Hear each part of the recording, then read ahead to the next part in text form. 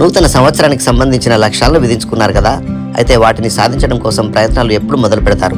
ఇంకా జనవరి రాలేదు కదా, అప్పటి వరకు ఆగుదాం అనుకుంటున్నారా? ఇలాంటి వేచి చూసే ధోరణిని కొనసాగించేవారు వచ్చే ఏడాది డిసెంబర్ వరకు సరైన సమయం కోసం ఎదురు చూస్తూనే గడిపేస్తారు. అలాంటి మనస్తత్వాన్ని వీడి ఇప్పుడే రంగంలోకి దిగండి. Alex Hormozi, business growth mentor.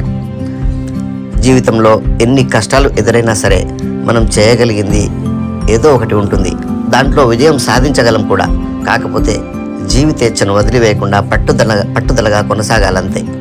Stephen Hawking. 40ల వయసులోనే కీళ్ళ నొప్పుల బారిన పడకూడదనుకుంటే వీటిని పాటించండి. 1. మీ ఆహారంలో ప్రోటీన్, కాల్షియం, ఒమేగా 3 సమృద్ధిగా ఉండేలా చూసుకోండి. 2. రోజు తప్పనిసరిగా వ్యాయామం చేయండి. నబుషావో, హెల్త్ కేర్ ఎక్స్పర్ట్. నేను ఈ పని చేయగలను అనుకుంటున్నాను అని చెప్పడం కాదు, ఎలాగైనా సరే ఈ పని పూర్తయ్యేలా చూస్తాను అని ధైర్యంగా చెప్పగలిగేలా మీ ఆలోచన విధానాన్ని మార్చుకోవడం అత్యంత కీలకం. అదే మీ జీవితాన్ని మలుపు తిప్పుతుంది. ఇతరులు మిమ్మల్ని విశ్వసించడానికి, మీకు అవకాశాలు ఇవ్వడానికి దోహదం చేస్తుంది. Dominic Margin, marketing expert. సాధ్యమైనన్ని ఎక్కువ పుస్తకాలు చదవండి. మీరు ఎంత ఎక్కువ చదివితే అంత ఎక్కువ నేర్చుకుంటారు. ఎంత ఎక్కువ నేర్చుకుంటే అంత ఎక్కువగా మీ పాత విశ్వాసాలను ప్రశ్నించడం మొదలు పెడతారు.